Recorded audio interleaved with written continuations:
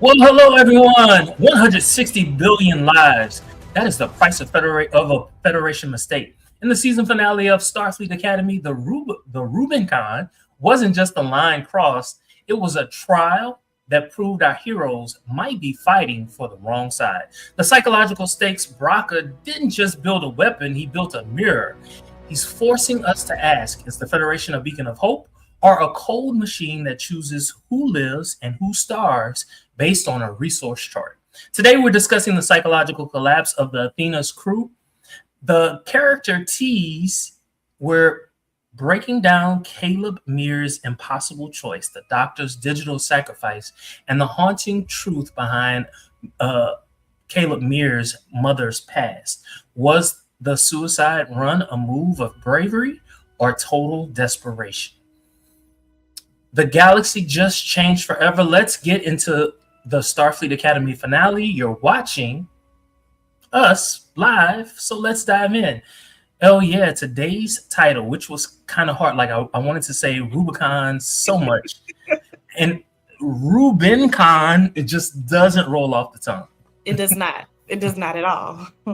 So, my goodness, quite a bit going on in this finale. Rubincon. So basically, what Rubincon is the point of no return. Lots of difficult decisions being made in this episode, as well as the Rubin particle that was ultimately what was supposed to kind of diffuse, or maybe diffuse is the wrong word, the omega particle, to bring down the uh, what is it? The potential of everything blowing up, basically. So Yeah, yeah. Okay, so just to get straight into it, I want to ask you this question before the very end, before Caleb comes along. Where did you stand? Was the Federation guilty or was the Federation innocent? I want to know. I want to know your thoughts. um before before Caleb comes along, ah, I struggle. I'm gonna say I felt that the Federation was guilty before I had all of the information, and so it was looking real bad. It was like, dang, you know, y'all are foes now. It's like, okay, listening to news say anything, I'm taking with a grain of salt, but at the same time, the picture was painted very very horribly in the Federation's light. So I was like, oh yeah, they kind of this is they get back. Okay. Okay. And so, what did Caleb say that made you say, "Okay, Federation, you're the good guys"? So it was Caleb's his journey, and he's not an impressionable person.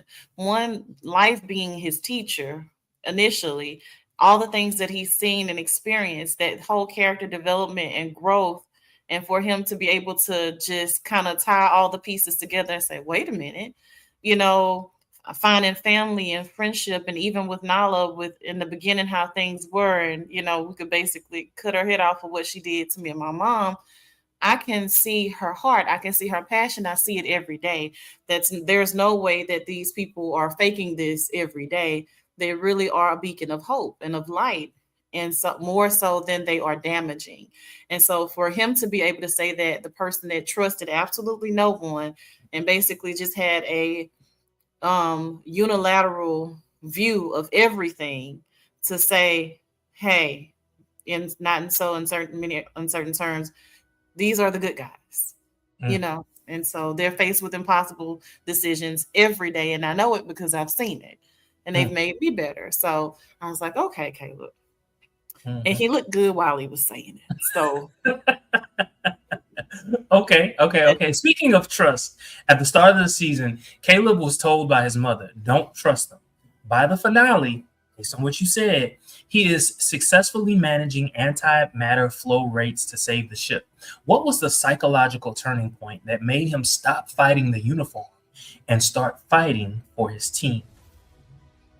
ooh, okay. So I think part of it, first and foremost, we got um Captain Ake and his mother, who have been taken off the ship by news.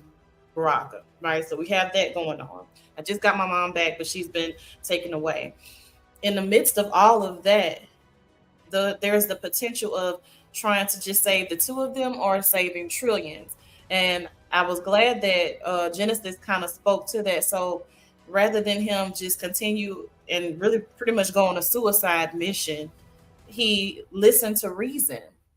And so for me, that was a very pivotal moment as opposed to just being this one man band and continuing to go down that path, thinking about the lives that he could save and, his friends, his family. I really loved that moment when, God dog it, I forget her name. But she basically said, like, she asked, what's it, Tignataro? I forget. Reno. There we go. She asked him a question, and she was like,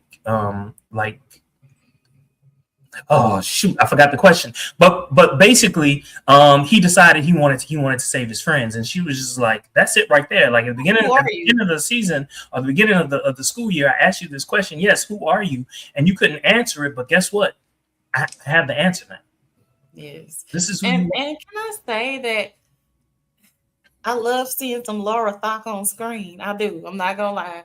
And I wanted more of her, but I'm not gonna lie. I did not I was not dissatisfied seeing as much of Reno as I did in this episode. It was honestly kind of refreshing. Like it was that seriousness, like, okay, do this or die, but also that comic relief sprinkled in there, but not to the point that it was over the top and annoying. Yeah. Hey, Dr. Pepper Lover, thank you for joining us. Thank you so very much. You really love your Dr. Pepper, I tell you that. Dr. Pepper, that's my primary care. So great choice of name. Okay. All right. Go for my checkup frequently with Dr. Pepper. Do you feel his growth stems from a sense of duty or simply a fear of losing the only home he's ever known? His growth. Ooh. Why we gotta be this way? Okay. Read the question one more time because I got lost in my foolishness. I don't know. This is so awesome. So I would apologize, but I'm not sorry. Does his growth stem from a sense of duty or simply a fear of losing the only home he's ever known? I'm gonna go fence straddler on this one and say a little bit of both. A little bit of both, because now Starfleet is something he can be proud of. And so in that there is a sense of duty. And so secondly, losing the only family he's ever known, that's something that is also at the forefront. So I think it's a little bit of both. I'm gonna go with a little bit of both. I arrived at the same conclusion that you did, but here's why. Those were his friends, and because those were his friends, that's his family, right? Therefore, that's his home. And so, no, he's gonna save his. He's gonna do whatever he can to save his friends, and in doing so, that was a sense of duty. And I do recall there was one moment when a decision was made by Chancellor Ake, and he was just like, so whatever happened to, saving everyone? That was him leaning on his sense of duty at that particular point in time. But the way he said it, it was kind of like, you're not trying to save my mom. And so I ain't dealing with you right now. But when he had to make a decision, when he was in charge of making a decision, he wanted to save his friends. And at the end, Reno did a great job of pulling that out of him because he was like, I just did what anybody else would do. And she was like, no, I've been all across this galaxy, basically. And no, there are very few people who would have done what you did. So she said, what did she say? I've lived in 2 centuries. And no. People don't be caring like that, dog. They don't. They let the ship go down and gone. In the series premiere, Ake sent Anisha Mir to a rehab camp and made Caleb a ward of the state because it was the law. Now she is haunted by the choices that she's made in her past. Has Ake actually changed, or is she just reacting to the guilt of seeing the human cost of her past orders? I think she's grown right along with her cadets because I think, first of all, whenever she was presented with the opportunity to take this position in the first place, she didn't really want it. And so, I think her intentions ultimately were good. And so I think she's grown and she's developed just as much as they have. And so um she's been plagued by that guilt every day. And so I think the remorse is genuine um as it pertains to Ake. So I'm conflicted. So I could make Either argument. I really could because and here's why. Right after she made the argument, she got out of Starfleet. It was as if she was saying, "This ain't right, and I know it ain't right." Right. So that's it on one hand. On the other hand, um, she leads the academy from empathy, and she wants her cadets to lead from empathy as well. And to me, what she's communicating is, hey, look, these are the rule books. We need to follow these rule books, but every now and then we're going to come across something that is in that gray area. And what do? Do you follow the rules or do you go with your gut? And what she's communicating to them is, no, you go with the gut. You take whatever comes, like whatever the consequences are, you got to take it. And that's what I see her doing with these kids. And leadership is no easy feat. Mm-hmm. It is not. You're going to disappoint somebody, always. Mm-hmm, mm-hmm. Speaking of, she teaches the cadets that we learn more when things go wrong than when they go right. How does her personal failure with Caleb's family inform the way she mentors the new class of cadets, in your opinion? And so it was Reno who said that quote in this episode. You learn more when things go wrong than when things go right. And I was like, dang, okay. Again, her seriousness and lightheartedness, love that. Repeat the question again. Sure. She was just a question. How does her personal failure with Caleb's family inform the way she mentors the new class of cadets? She was in a very simple way humbled because literally you affected the trajectory of these people's lives. You have a child ripped away from his mother. You were a mother, you lost your child, and so that's plaguing you. And so there's something that she has to deal with, and being part Lanthanite for quite some time.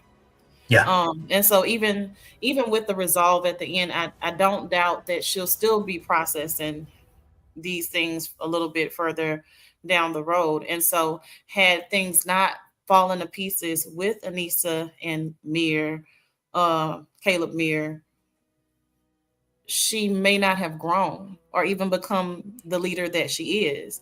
And so unfortunately it was at their detriment, with something that devastating happening. But I think it just ultimately made her a better leader. Okay. So your favorite bad guy, News Braka. So Braka claims his father's death and his colony starvation were caused by Federation neglect. Is Braka a true villain, or is he a psychological mirror of what happens when Starfleet fails its core mission of leaving no one behind? It's definitely a psychopath. But I think it's the latter, though. I think it's the latter because it's like when you take on America, this whole we got this and we can save everybody and we're going to be responsible for this person and that person, and we have our hands in all kind of things all across the galaxy. And meanwhile, somebody's going to lose. You cannot save everyone. And so it just so happens that News Baraka was, and his family or his planet or whatever, they were failed. They didn't get what they need. Now, of course, there was a lot more playing in the background that we uncover later, but Well, this is let's what talk about it. so they had the, what is it, strontium, or I don't want to say the wrong. Yeah, I can't Yeah. pronounce it. It's Yeah, that. Yeah, Look, I can't exactly remember what was said. Stradivarium, And Stradium, and whatever. so, as Ake pointed out, like, hey, if you had that, you had more than some had. And so we have to prioritize this way. But we find out that Noose's father is ultimately the reason why their planet gets blown to smithereens, and not just the Federation, or even down to how things played out with Anissa Mir. You know, you all killed someone and you didn't have to. And more specifically, it was Noose that pulled the trigger, but you didn't have to do that. And so you're kind of dealing with the ramifications of your decisions as well, because you're thinking, okay, I'm doing this out of, survival. I'm in survival mode, but you didn't have to take a life in order to do it. So What struck me about that was the fact that he's a kid, right? He's seeing his father, and you assume that your parents are always making the best, the wisest decisions because you're a kid. You believe, you trust in your parents. Now I don't know what his father's motivations were. I really don't. I can only assume that it was an accident. I'm going to assume that it was an accident. It might not have been an accident. Like, he probably wanted to stick it to the Federation, right? He probably did, not knowing what the ramifications would be to the ecology of his homeworld, right?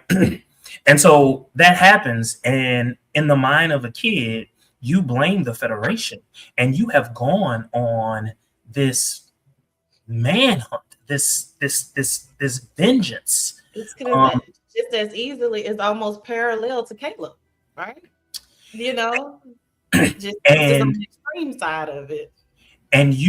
you never once stop to think possibility, the possibility that your way of thinking is incorrect. Do you know how often I second guess myself?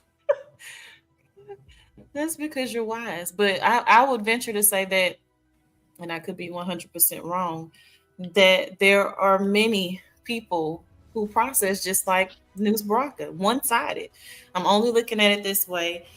This is my bubble, my way of thinking, and how I process, and I'm not interested in the other side. This is what I know, and that is the reality for me.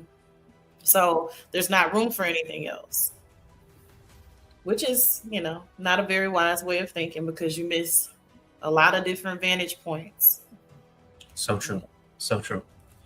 All right. So in this particular episode, it's revealed that Caleb turned back to save Darum and the others from execution. How do you think the psychological weight of being the one who was saved, I'm talking about Darum, will affect Darum's confidence as a pilot next season? So the fact that Caleb was the one that saved him and he didn't save himself, how will that, do you think, will impact or affect Darum and his character next season? He's like, I do think they've all progressed, right? And so I've said, we've seen these characters develop from episode to episode. So I want to believe that he will, much like the rest of them, understand that the lone wolf does not exist. So, you need your team, because there are going to be things that you cannot surmount by yourself. And so I want to believe that he'll take it as a lesson and be an amazing pilot by relying on his team, and not just like, oh God, of course, on some, because they like to have this banter back and forth, like, oh God, it had to be you, that saved me. But ultimately understand that you guys need each other. And hopefully that will make him a better pilot, a better leader, because I can see Darum, in leadership as well. I mean, and let's just face it, these kids are all just on the Next just level. well, they are, to say the least. You just basically got the 1 year of college, and Mhm. boom, y'all are flying the Athena and well the saucer at this point, hiding in Still Athena. airlocks Still and Athena. raising shields and making decisions like for people that have been doing this for eons. Right, right. Personally, I think what he's gonna do is I think he's gonna double down and really, really, really get good at being a pilot, so that he could be the one to save the team. I think that's within his personality. I'm here for it. I absolutely love this cast of young people, and I still am just in complete awe and disbelief that this is the actor that plays Caleb Mears' first time like acting, and I mean he is killing it. He's so believable. Again, doesn't hurt that he's easy on the eyes. Speaking of Caleb, Caleb specifically lists Genesis as one of the people he couldn't leave behind. In a finale defined by political trials and galactic weapons, why is the found family bond of the cadets the only thing that actually successfully motivates Caleb to join the fight?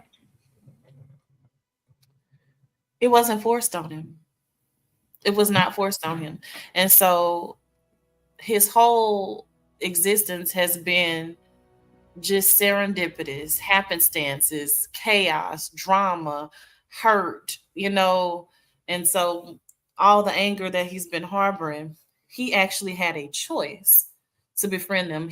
When Nala Ake got him to come to Starfleet as opposed to going to prison, she kind of forced his hand. But once he was there, he could have just doubled down and kept his nose straight until he found his mom and not bond with anyone. And so he didn't do that. Little by little, they started peeling back layers, and he started allowing himself to be loved and to be able to express love, so albeit sometimes in a very dickish way, but he had a choice and he chose them. And so that's paramount. And so listening to you say that, so here's my question. This just kind of bubbled up as you were talking. Is it more important to have those personal connections than simply having loyalty to the Federation? I think though, especially in sorry, bumbling up my words. I think having those personal connections are important because if you have, your person to your left and to your right that you have all of this love for and all of this affection, this is your family. That's going to give you the energy whenever you lack it to keep going. Even, okay, this mission may be stupid, but you don't want to disappoint the person that's different to put your neck on the line for a complete stranger. But when you have your brother to your left and your sister to your right, that's going to give you what you need to keep going. So I think having those connections is extremely important because, I mean, y'all are intergalactic. You got a lot going on. This is it's not Earth. These are all the planets and the galaxies and all the things. So. Okay. All right. So during the crisis, Cadet Sam is described as becoming ungrounded and needing immediate help. After the ship faked its own destruction using an illusion, is Sam's instability a psychological reaction to the constant deception required for Starfleet's survival? Whew, okay. First of all, genius move. Didn't see that coming. But her being ungrounded, this is her father. if there's ever a time to be out of sorts, seeing your father glitching, you just came back, you have to be essentially reborn. This kind of Lazarus thing with you personally, and to witness your father going through this, I think this was right on brand for how Sam should respond. So there's that. Um, Yeah, I don't know if I'm answering the question, No, like you really did, because what you basically, at least from my ears, what I heard you basically say is this is her dad. Her dad almost died, or her dad was sick, became sick, because he was attempting to save everyone else. So just think about your dad running into a burning house, and he's saving other people. Your mind is and saving people that you know and trust and love and all of those things, right? And then boom, now it's your dad. Your dad is hurt. How do you deal with it? How do you process? That's a lot going on. That's a yeah. lot going on. Sam is a hologram, but I don't think I've seen her be more human, And so, like I said, she just got out of a situation herself. So I think ungrounded was normal in this case. So I'm fairly certain it's just like, I guess that's part of the mission, Starfleet. These things are never ending. It's different when it's your parent or your family member. Mm-hmm. So speaking of the parent, the family member, the doctor, he used his own matrix to create the holographic decoy that saved the ship, but it left him unwell and fragmented. Is the doctor's willingness to sacrifice his mental stability for the crew proof that he is more human than the living officers who make hard choices to leave people behind? Hmm. I'm gonna say with him, I don't know about more human, simply because he experienced his time differently. So yes, we've seen him develop as well, with allowing himself to feel and have the affections and Father Sam and all of that. So that in essence does give him lots of human qualities. But I guess it didn't surprise me that he did it because, again, he experienced his time different. He's been around so long. And so the quality of life for these young cadets, and especially one of them being his daughter, would be more important, than trying to just save himself or whatever. And then you stand to save trillions of lives, Mm-hmm. um, at the same time. So I don't know that that makes him more human as opposed to no making him more, of a hologram because hey, I've been around a very, very long time, so I can sacrifice myself in essence is what I'm trying to say. I think it makes him more human, and this is why. Um, so number one, he's a doctor, and because he's a doctor, to be a doctor, to be in the type of profession where it's your entire job to give of yourself to others, that's part and parcel of what that is. And we've seen him in the past when he was in Voyager. He had done similar things in the past. That was nothing new for him. The fact that he understood what it was that she wanted him to do, and he didn't blink. Well, he waited until News Braka left, but as soon as they left, he went into command mode. This is what we're going to do, and everyone else just followed suit. That's yeah. To me, giving of himself makes him more human. All The right, good humans, the good humans. the good human. But is that a hero complex? I would say so. I would say so because it is Okay. heroic. I guess the way I'm just processing this, like, okay, you've been alive 50,000 years, so you'll be okay if you don't make it. All right. During the gravitational eddy, Tarima's inhibitor becomes a serious medical problem for her. Psychologically, how does a character like Tarima handle the loss of control over her own body while trying to maintain her station, or I should say her ship, while during a suicide run? So I was not annoyed by her in this episode. I'm gonna say, as opposed to what we've seen happen with her in the past, I think she handled it quite well. And so, again, it's one of those situations to where, like, literally each part was equally important to the mission because she was able to use what frightens her or what other people are frightened of about her to ultimately add value to the team and help everyone come out on the other side of this alive.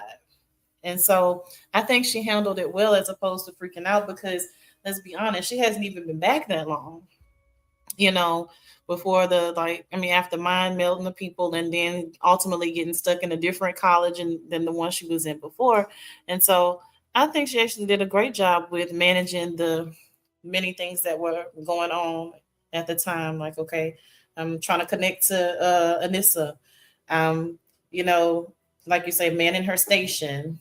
Then there's the love thing going on between her and Caleb. So there are so many things like I don't want anybody to die, but I'm ultimately on the ship with the man that I'm in love with as well. So there's a myriad of things happening with Sarima, but I think she handled it quite well. I think it made her, and it's so important, instructive. Like these past couple of episodes, she has not like pissed us off. And for me, it might have been because she was a bit more relatable. What she did was basically she took a negative and she made it a positive. So she was struggling with like a physical limitation, her abilities, a physical limitation of hers. And she put her trust in Caleb. And Caleb was able to say, I trust you. And because I trust you, I know you're going to do what's good for everybody in this particular situation. And she performed. She performed admirably. I can't say that word right. Admirably. And that and that yielded positive results for the team. And as a result, her character did good this particular. She didn't. I was not annoyed by her at all this episode.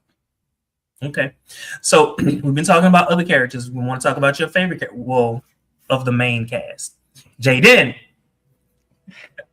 Jaden is tasked with keeping the frequency hack running while the trial and the fate of 160 billion lives hangs in the balance. Does Jaden's focus on technical solutions serve as a coping mechanism to avoid the overwhelming terror of the threat?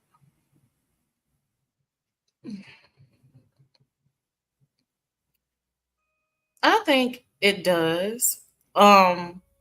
Simply because we've seen him deal with like the stage fright and all of those things. And first and foremost, I'm glad for him even getting on the ship and hiding in the first place, because more than his fear, his love prevailed for his friends who are his chosen family. Right.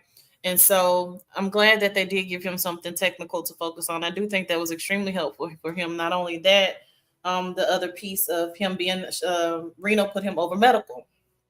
And so ultimately, that is something that he's interested in, something that, is near and dear to his heart. So I'm glad that, again, shout out to Reno for her leadership style. She's playing to everybody's strengths. And I mean, literally all hell is breaking loose at the same time. So anyway, I do think ultimately his ability to just have something technical to focus on in the moment and that medical assignment was helpful so he wouldn't freak out.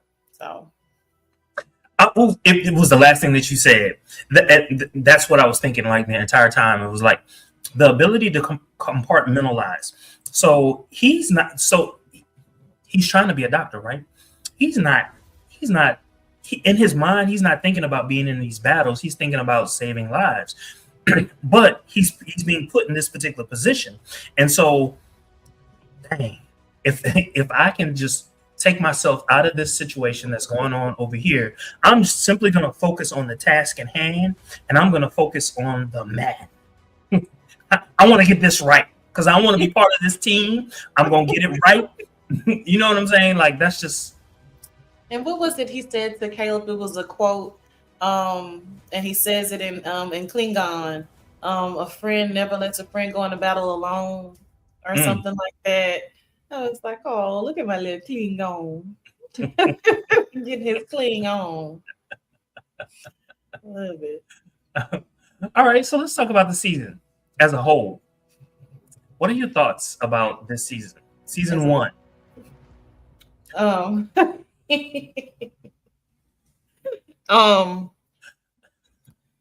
I was a little concerned. I was a little concerned. I was a little concerned. Overall, I think this was a really, really good season. Um, Borderline great, and I say borderline because it's it's the first one. We're getting to see these young people, and the science was there.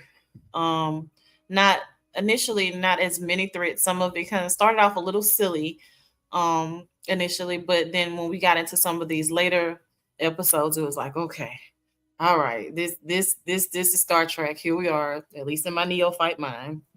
um so I think this was a really good season. Like I said, the latter episodes, and I would venture to say the past three, for sure, carried a lot of this season. Yeah, yeah, I agree. There was a point where I was just like, oh my god, what are they doing with this show? Like, why are they making the choices that they're making? It connected by the end, but we had to get to the end in order to understand that. And that was difficult to be a part of. I did like the episode, the Ocean's 11 episode with with the plant. Do you remember Yes, the was it Boxer next to no, no, no. Um Venus reflux? yes, yes, yes. Yeah, I enjoyed that one. And there were obviously there were a couple other ones. The one with Sam, series acclamation mill. Um, that one was okay. Um, there were a number of episodes that I really enjoyed, and then there were episodes where at the time when I was watching it, I was just like, "What is going on?" Um, I think overall, for me, if I had to rate the season, I would have given the season like an 8.5. That's fair. That's fair. I'm right around 8.5 to 9 range because I mean, like I said, these the last few episodes really carried it, and I was concerned simply because it's like, okay, when are we gonna see Caleb's mom? I know it's coming. Like, how are they gonna weave all of this in? What's that gonna look like? Are we gonna have the silliness going on? Is there gonna be a huge threat? Like, is it gonna be action? Is it gonna be lackluster? Like, how are they gonna tie these pieces together? What who are we gonna see in some of the final episodes? And so I was concerned, but I feel like you said, they tied it all together really well. And I feel like if I go back to the beginning and watch it all over again, I would still probably land at about an 8.5 or 9 for the season. Okay, okay, okay. All right, all right, all right. No I think Mayfair that's something rating else. here. Huh? No Mayfair rating here. Oh, yeah. Okay. I do want to talk about. We generally talk about uh not not not well, I'm on uniforms, costumes. We generally talk about costumes on other shows. We don't really talk about it in Star Trek because it's pretty much the same thing all the time, all the time, all the time. But I think they made some wise choices. For instance, most of the time we see Caleb in in these little, what you call these little, it's what's the material called? It's form fitted. It's very form fitted. Spandex. Whatever you call it. So we see, and it's all filled out, and you can see everything, and I'm just We like, see yes. Caleb. You see, yes. And then the gray sweatpants. I know he got to be blushing when they go back to to look at these. My goodness. Not just him, not just him, Darren too. Yeah, Dip. I'm looking at Durham. Yes. And we don't know because they with my boy JD because they keep putting him in a skirt at random. Do you know a lot of people online have been talking about him wearing the skirt? See, you remember I told you I just needed to understand. That's all. And so I was like, okay, whatever. It was just they slid that in there. That was not happening in the beginning. And I told you this before. I said I went back just to make sure I wasn't tripping. I'm like, and then you got that text from him, and I'm like, hey, when did they start putting him in a skirt? Like, what's the rationale behind it? Like, okay, cool. You know, I don't have a problem with it if it makes sense, but like, I just wanted to understand, like, what are we doing? What are we doing? Is this just us exploring? Because not all homosexual men want to wear a skirt. So what are we doing here? Like, I'm getting offended from people. Like, what are you doing? What are you doing? Okay, so y'all, are we trying to make it more palatable for some other viewers, or we just? By the way, there have been other openly gay characters in Star Trek, and they did not wear skirts. It's just like, and I'm fine either way. Like, but there's got to be a first, right? There's got to be a first. And generally, that's the reaction the first time that you see something. I just needed an explanation as a neophyte but loyal Trekkie. Mm-hmm. I just wanted to understand it. Like, why did we go? Cool. I mean, he's gonna look great in anything. I love Jaden. I think he's very attractive, and I love watching his character. But I don't care one way or the other if he has a skirt on for the next 2 or 3 seasons if it goes that long. But I just wanted to understand. Okay. This episode, it's Mayfair to 10. How would you rate this particular episode? This episode was a 9 for me. They tied everything up really nice and neat. This is gonna sound really, really bad. Okay. And I really hope I don't regret this. But part of the reason why not a complete 10 for me, there were no casualties. I hope you don't say what I'm about to say. There were no casualties. Oh. With everything that happened, yeah, there were no casualties in this episode. So, like, nothing. Like, I know it sounds really, really bad. There's a really, really weak reason to not give a 10. But with everything that was happening, it kind of was too perfect, I guess, in a way for how they closed it out. Mm-hmm. And I would have loved, and this is about to sound really, really, really wrong. And I'm going to say it anyway. The fact that Anisha didn't at least get to slap the shit out of Ake or punch her or assault her in some kind of way and get that out of her system. A little disappointed that I didn't see a little bit of a cat fight. I know that's the raunchy and what do you call it? Reality TV-ish. I know, but I would have liked to kind of see that. I'm glad that the resolve did happen. And again, great episode, strong 9 for me. But some of those little petty things that I would have liked. So I would have given it a 9 as well for different reasons. What I did not like was the end of the episode. I don't know. It was not satisfying the way in which Caleb's mother left. It wasn't satisfying for me.